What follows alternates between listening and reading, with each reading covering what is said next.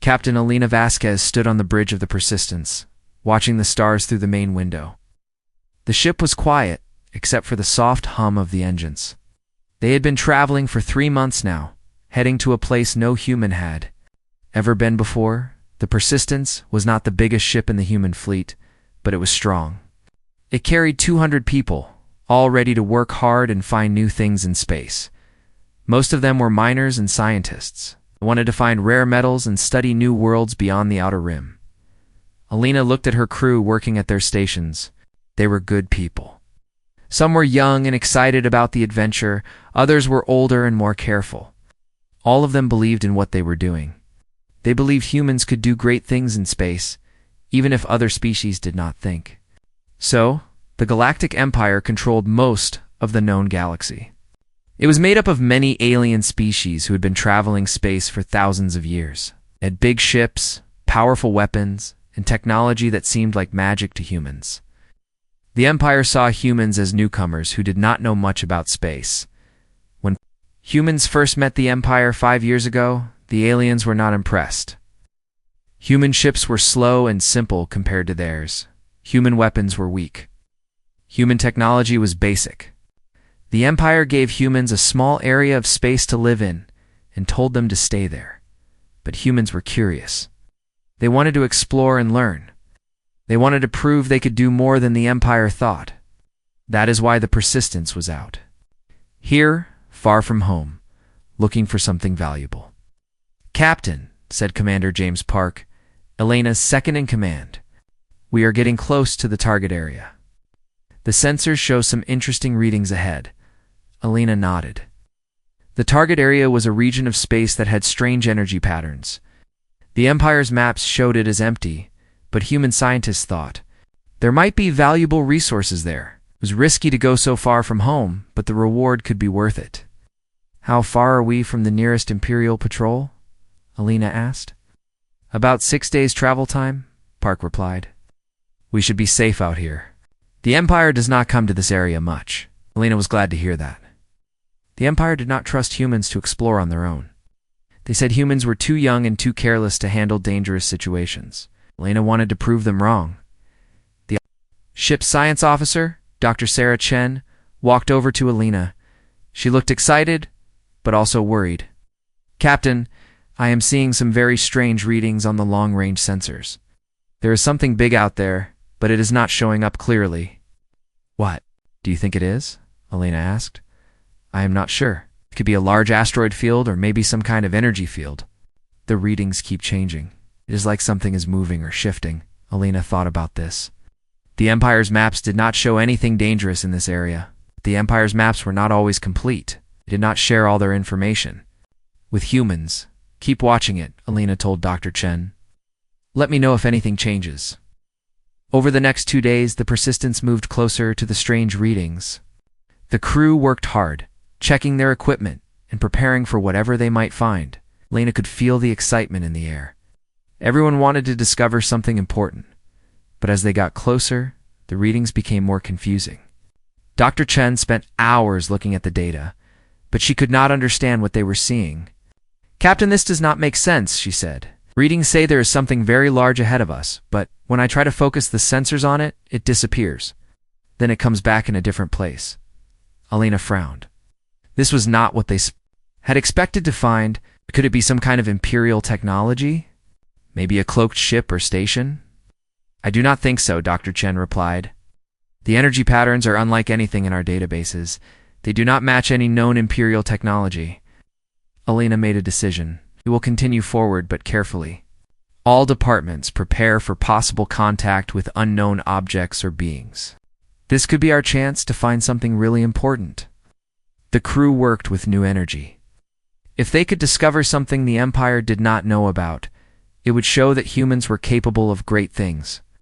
It would prove they belonged in space just as much as any other species. But Elena also felt worried. The Empire had been exploring space for thousands of years.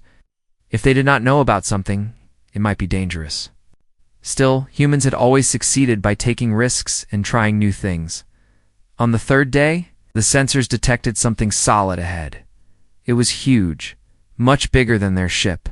It was still hard to see clearly. Captain called the pilot. Lieutenant Rodriguez. I am having trouble with the navigation system. The instruments keep showing different readings. It is like space itself is shifting around us. Lena felt a chill run down her back. This was not normal. Space was supposed to be predictable, especially in empty regions like this. Dr. Chen. What are your sensors showing now? Alina asked. Something impossible, Dr. Chen replied, her voice shaking. The readings say we are approaching some kind of rift or tear in space, but that should not exist here. Before Alina could respond, the ship began to shake. Red lights flashed on all the control panels. The engines made strange noises they had never made before. Captain, shouted Commander Park, something is pulling us forward. I cannot control the ship. Elena grabbed her chair as the Persistence was pulled toward something they could not see. The last thing she remembered was a bright flash of light. And then everything went dark.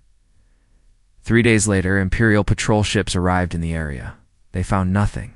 No ship, no debris, no trace that the Persistence had ever been there.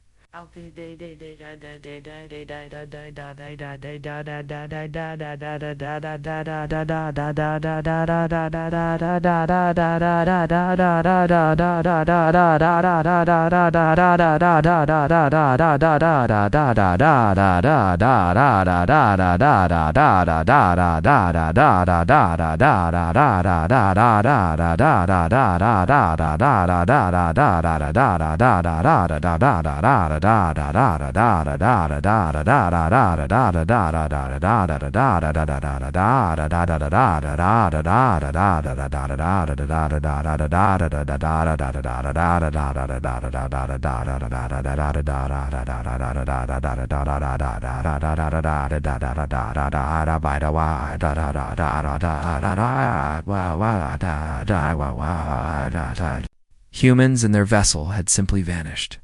In the Imperial records, the loss was marked as expected, attrition.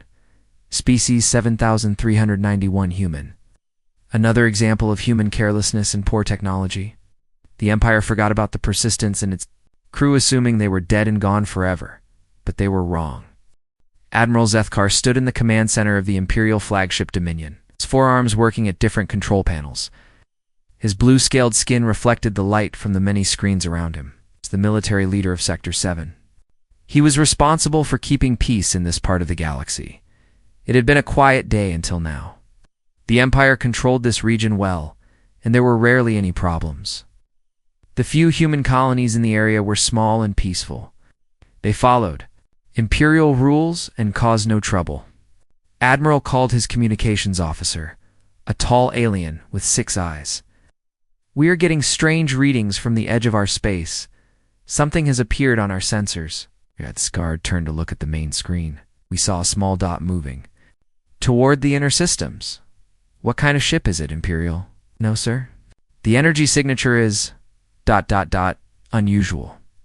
It matches no ship in our database. This was interesting. Very few ships could travel in Imperial space without being recognized. The Empire had records of every known vessel from every species in the galaxy. How far away is it? Zethkar asked. About 4 hours travel time at current speed. But Admiral, there is something else. The ship appears to be moving very fast. Faster than it should be able to. As Zethkar's interest grew. Unknown ships moving at impossible speeds were worth investigating. Send 2 patrol ships to intercept. Tell them to be careful, but ready for anything. The patrol ships launched from the Dominion and headed toward the unknown vessel. Zethkar watched their progress on the main screen. Within an hour, they would reach the strange ship and find out what it was. But things did not go as planned, Admiral. The communications officer called out, his voice full of surprise. The patrol ships report something impossible. The unknown vessel is ... disappearing and reappearing. What do you mean? Zethkar demanded. The ship appears on sensors, then vanishes completely, then appears again in a different place. The patrol ships cannot get a clear lock on it. Zethkar had never heard of such technology. Even the Empire's most advanced ships could not phase in and out of normal space like that. Are you sure the sensors are working correctly? Yes, sir. Abo. Patrol ships report the same thing. Admiral, They have identified the ship. What is it? It is human. The design matches a human exploration vessel that disappeared 3 years ago. The ship was called the Persistence. Zethkar was shocked. Humans did not have technology that could make ships disappear and reappear. Human ships were simple and slow. They barely had faster-than-light travel, and their weapons were weak. That is impossible, Zethkar said. Human ships cannot do such things. Check your readings again. Sir, we have checked 3 times.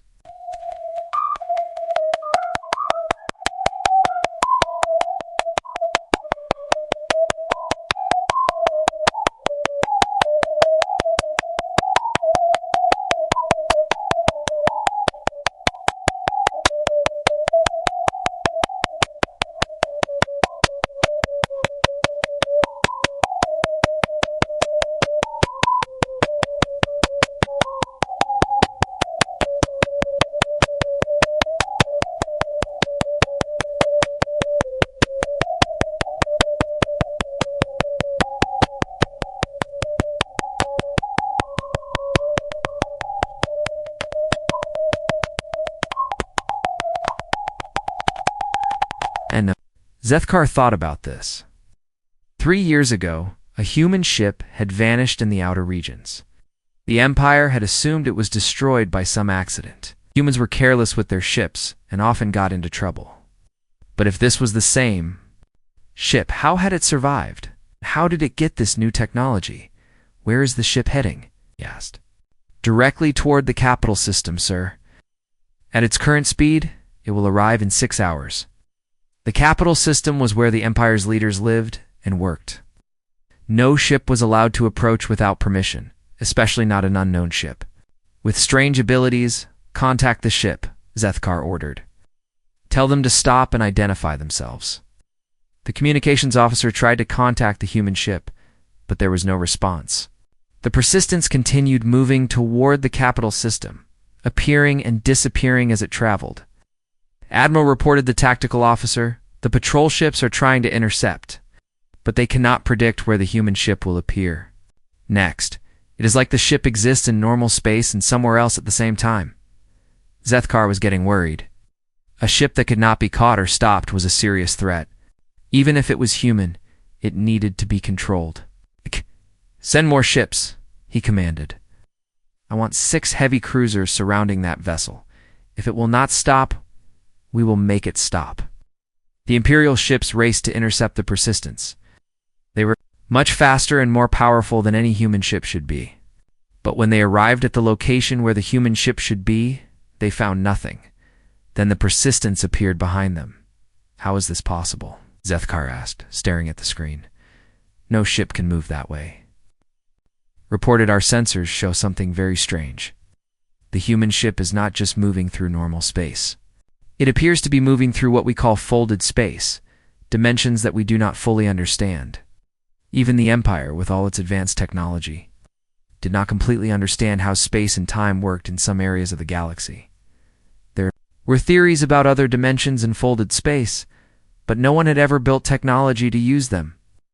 How could humans develop such technology? Zethkar wondered. 3 years ago, they could barely travel between star systems. The answer would have to wait. The Persistence was now only 2 hours from the capital system, and nothing seemed able to stop it.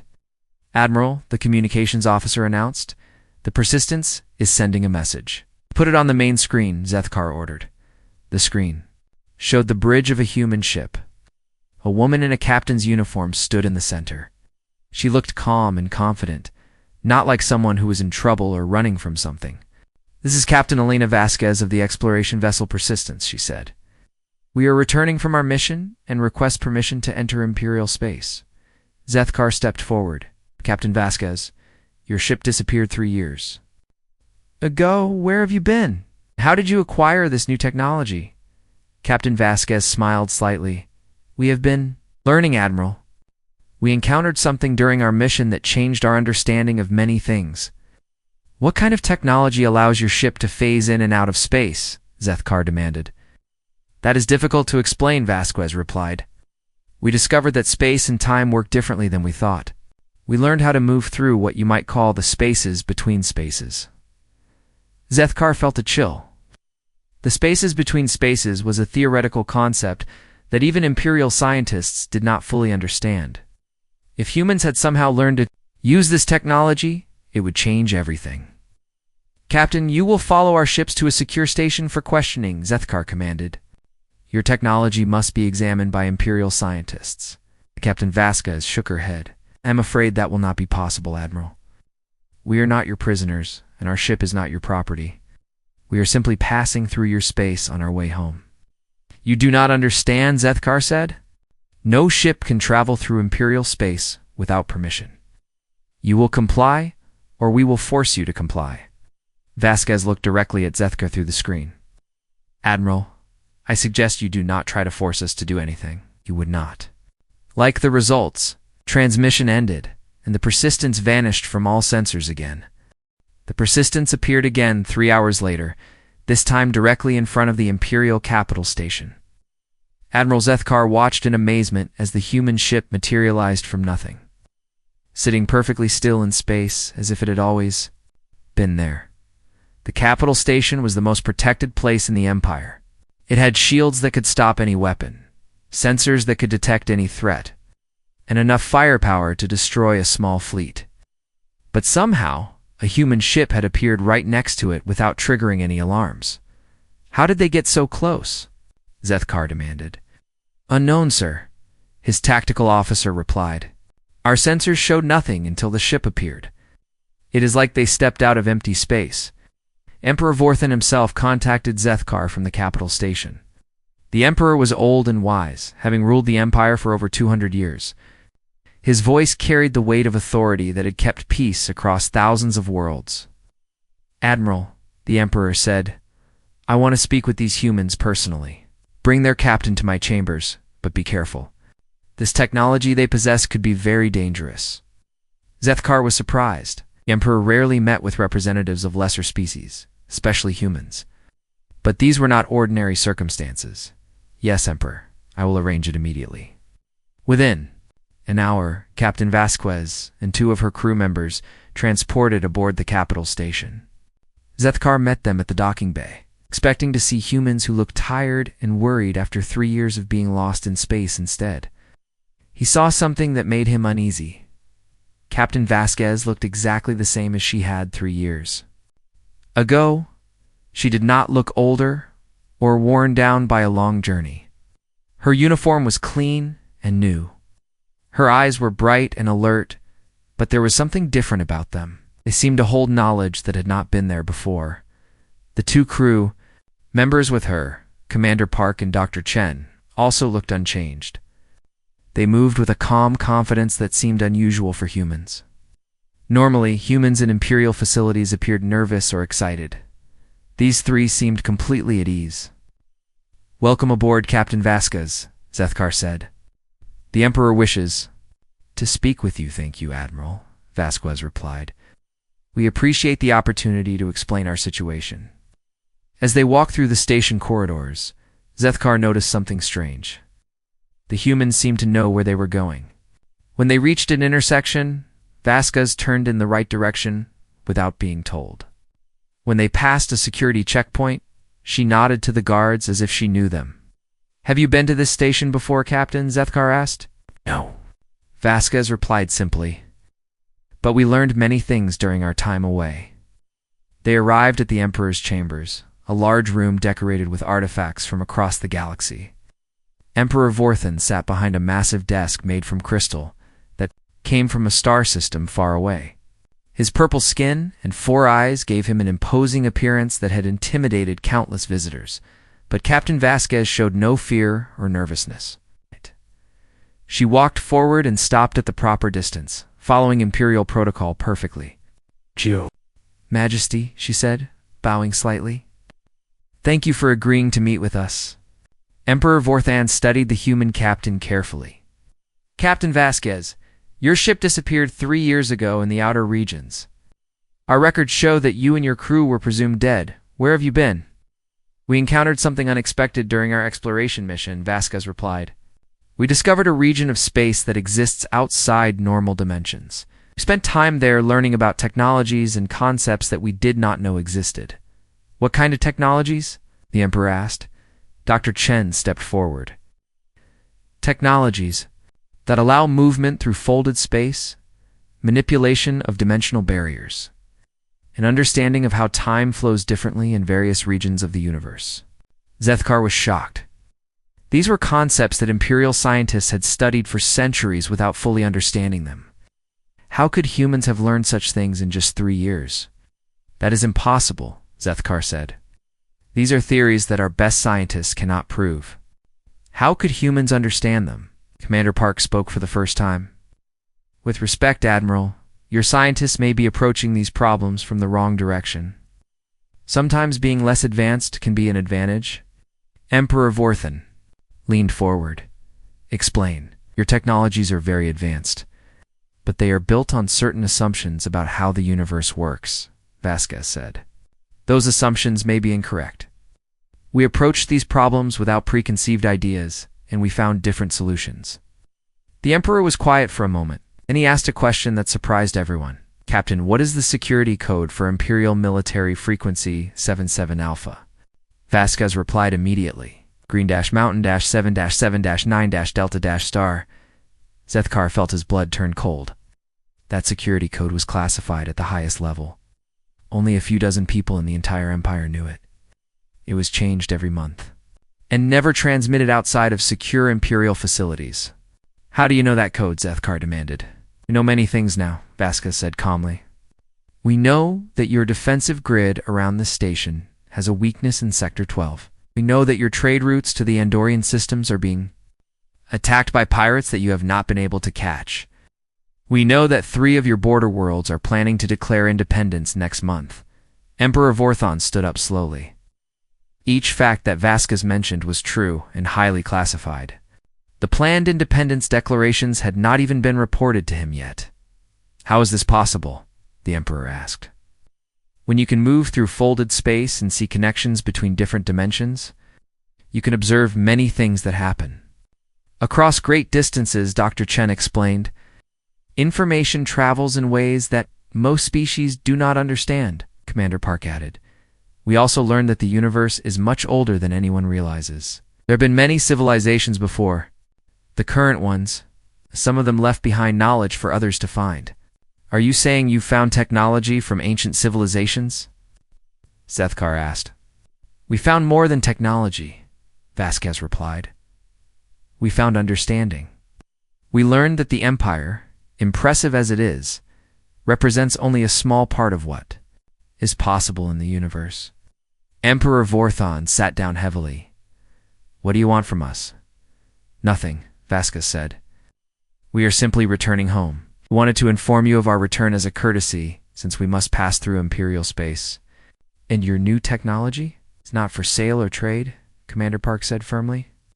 Some knowledge comes with great responsibility.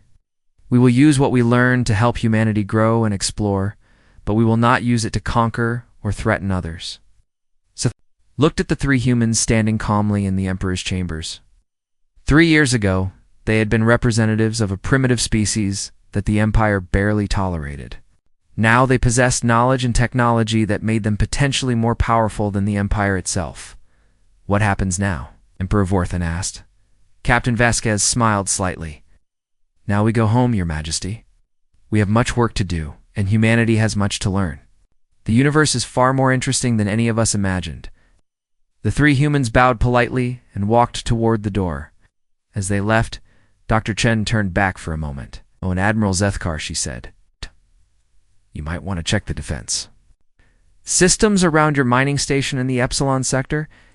There is a problem with the power grid that your engineers have not noticed yet.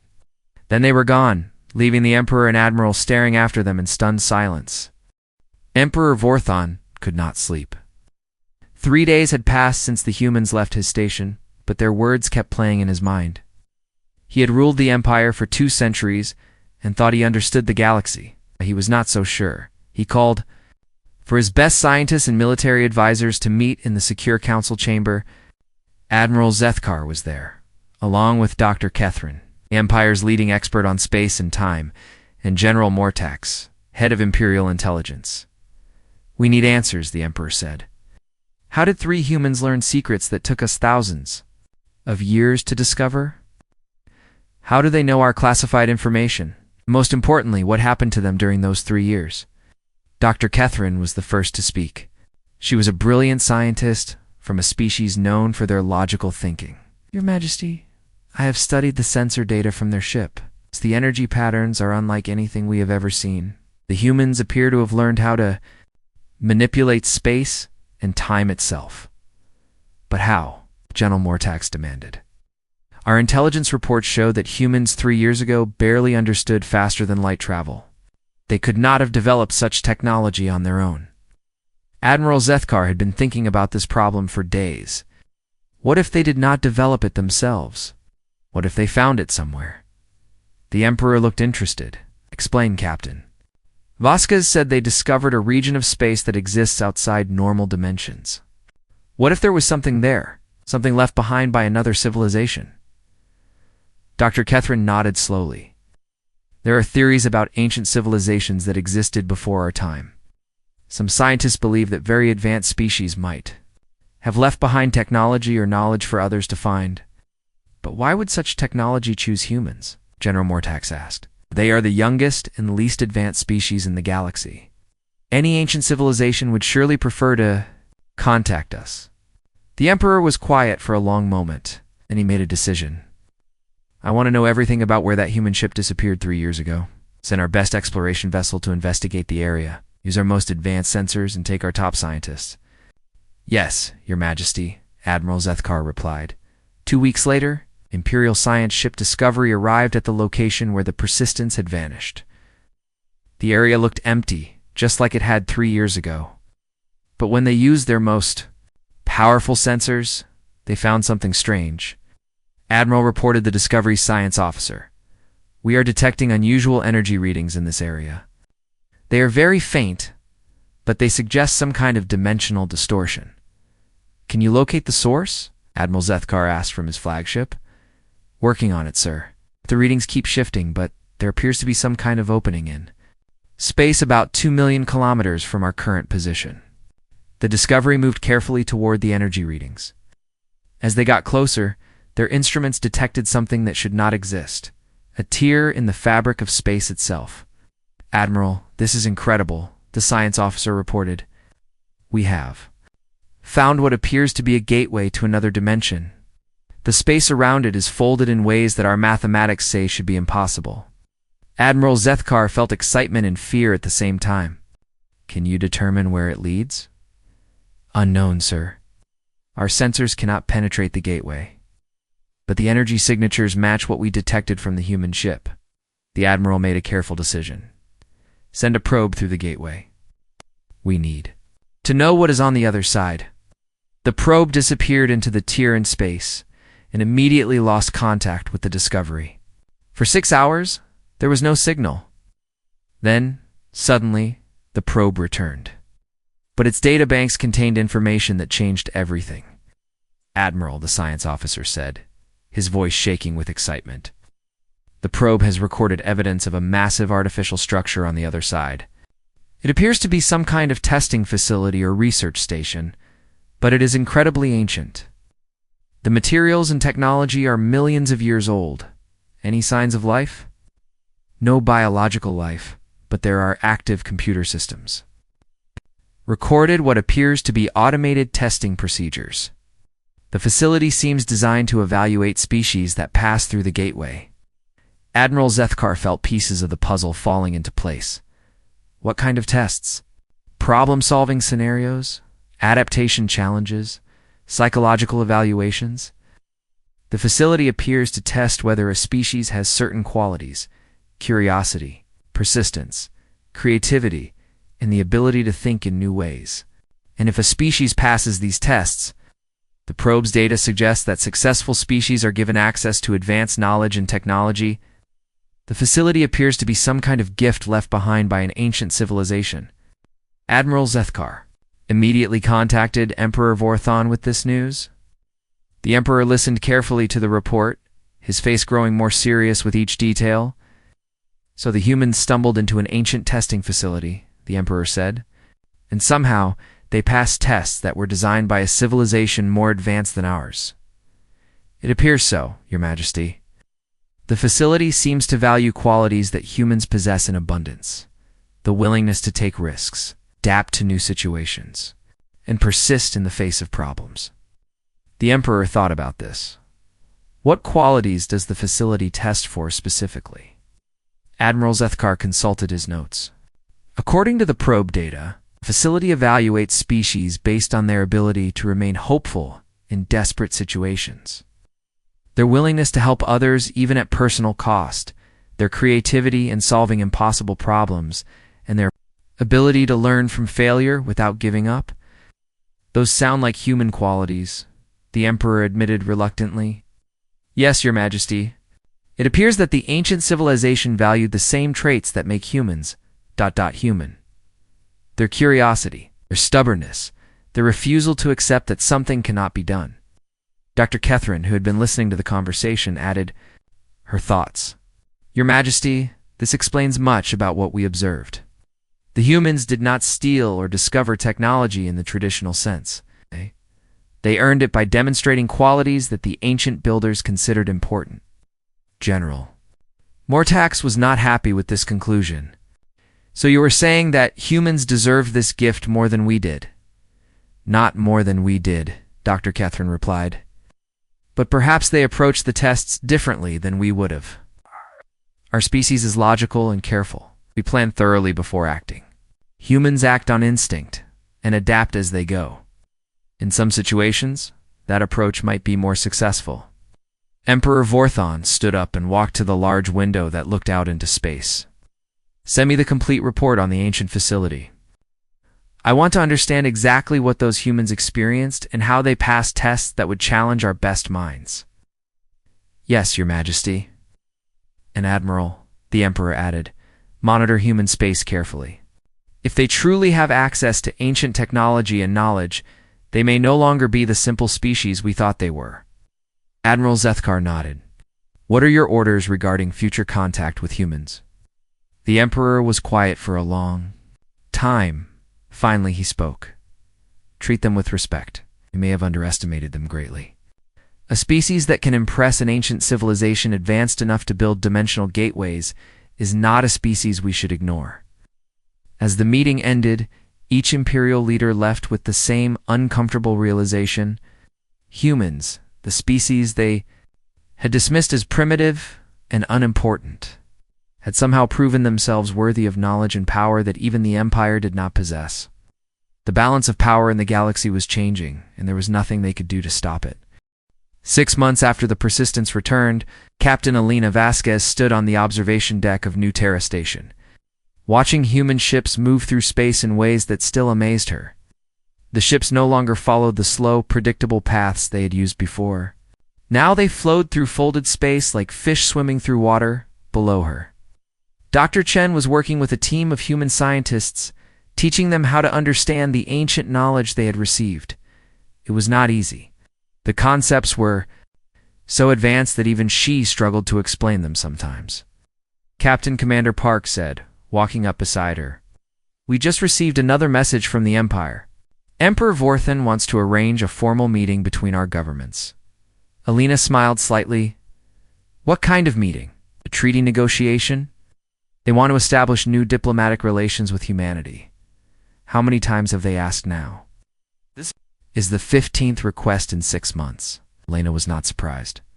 Ever since word had spread about humanity's new capabilities, the political situation in the galaxy had changed completely. Species that had ignored humans before now wanted to become allies. The Empire, which had once barely tolerated human existence, now treated them as equals. But Alina knew the truth was more complicated than that. Humans were not just equals anymore. In some ways, they had become the most powerful species in the galaxy. What do you think we should do? Park asked. The same thing we have been doing, Elena replied. We focus on learning and growing. We explore new worlds and help our people understand what we have been given. Politics can wait. Through the large windows, Alina could see human exploration ships preparing to leave for distant parts of the galaxy. Each ship now carried technology that would have seemed like magic just a year ago. They could travel to places no other species could reach, see things no other species could see, and understand parts of the universe that remained mysteries to everyone else. But with this power came responsibility, and Elena felt the weight of it every day. Captain Dr. Chen called from below. "We are ready for the next test." Elena and Park went down to the research level, where Dr. Chen and her team were working on understanding one of the most important gifts they had received, the ability to heal injuries and diseases that had been impossible to cure before. A volunteer test subject, a young human who had been paralyzed in an accident, lay on a special table surrounded by devices that hummed with energy patterns learned from the ancient facility. Dr. Chen activated the system, and Elena watched as impossible technology worked to repair damage that conventional medicine could not fix. Within minutes, the young man sat up and moved his legs for the first time in 2 years. He started crying with joy, and several of the scientists wiped tears from their own eyes. "It works every time," Dr. Chen said quietly. "We can heal almost anything now. Broken bones, damaged organs, even some genetic disorders. The ancient civilization left us knowledge of how life really works at the deepest level." Elena felt proud and humbled at the same time. "How many people have we helped so far?" "Over 10,000, Dr. Chen replied. "And word is spreading. Their species are starting to ask if we can help them too." This was something Elena had been thinking about a lot. The ancient facility had given humanity incredible gifts. But what were they supposed to do with them? Keep them secret, share them with everyone, use them only for humans. What did the ancient messages say about sharing the knowledge? Elena asked. Dr. Chen consulted her notes. The messages were clear about one thing. The knowledge was given to us because we demonstrated the right qualities. We are supposed to use wisdom in deciding how to use it. Park added his thoughts. The Empire ruled the galaxy for thousands of years through military power and political control. But that is not who we are. We became worthy of this gift because we help others and never give up hope. Elena nodded. That felt right to her. Humans had not earned this knowledge by being the strongest or the smartest. They had earned it by being human, curious, stubborn, hopeful, and willing to help others, even when it was difficult. "Send a message to Emperor Vorthon," Elena decided. "Tell him we will meet with him, but not to negotiate a treaty." "What kind of meeting, then?" Park asked. "A teaching meeting? We will show him and other Imperial leaders what we learned about healing and exploration. If they want to learn these things too, they need to demonstrate the same qualities that earned them for us." Dr. Chen smiled. "Not exactly the same tests," Elena said, "but they need to show that. They value the right things. Cooperation instead of control. Curiosity instead of fear. Hope instead of despair." Over the following weeks, Elena sent messages to leaders of many species throughout the galaxy. She invited them to send representatives to New Terra Station. Not as negotiators or politicians, but as students. When Emperor Vorthon arrived with a small group of Imperial leaders, Elena met them in a simple conference room. There were no formal ceremonies or diplomatic protocols, just humans and aliens sitting around a table, talking. "Your Majesty," Elena said, "we want to share what we learned, but not in the way you might expect. We cannot simply give you technology or knowledge. You have to earn it." "How?" the Emperor asked. "By working with us on projects that help others. By solving problems that require cooperation between different species. By showing that you value life and hope and discovery more than power and control." Admiral Zethkar, who had come with the Emperor, looked confused. "You want us to prove ourselves to you?" "Not to us," Elena replied. "To the same principles that the ancient civilization valued. We will work together on projects, and if you demonstrate the right qualities, the knowledge will be available too." "You too?" Emperor Vorthon was quiet for a long time. Then he asked, "What if we refuse? If the Empire decides that humans have become too powerful and must be controlled?" Elena looked directly at him. "Your Majesty, we could defend ourselves. If necessary. The ancient knowledge includes technologies that would make any attack against us unsuccessful. But we hope that will never be needed." "You do not want to conquer or rule others?" General Mortax asked. "No," Park answered. We want to explore and learn and help others do the same. The universe is vast and full of wonders. There is room for everyone to grow and discover new things. Dr. Chen added, the ancient civilization that left us this knowledge was not interested in conquest either. They wanted to find species that could continue their work of discovery and creation. That is what we want to do. The emperor stood up. Slowly. What you are offering is not a treaty between governments. You are offering to change how our entire civilization thinks about power and progress. Yes, Alina said simply. That is exactly what we are offering. The emperor looked out the window at human ships moving through space in impossible ways. He thought about the healing technology that could save millions of lives. He thought about the exploration possibilities that could open up new parts of the galaxy. Very well, he said finally. The Empire accepts your offer. We will work with you and learn from you. But I warn you, changing the way an entire civilization thinks will not be easy. Alina smiled. The best things never are, Your Majesty. But humans have learned that difficult things are usually worth doing. As the meeting ended, Alina felt hopeful about the future. Humanity had been given incredible gifts, but the real gift was the chance to help others discover what they were capable of. The ancient civilization had chosen well when they decided to trust humans with their legacy. The missing vessel had returned. But it had brought back more than just its crew. It had brought back hope for a future where all species could work together to explore the infinite wonders of the universe.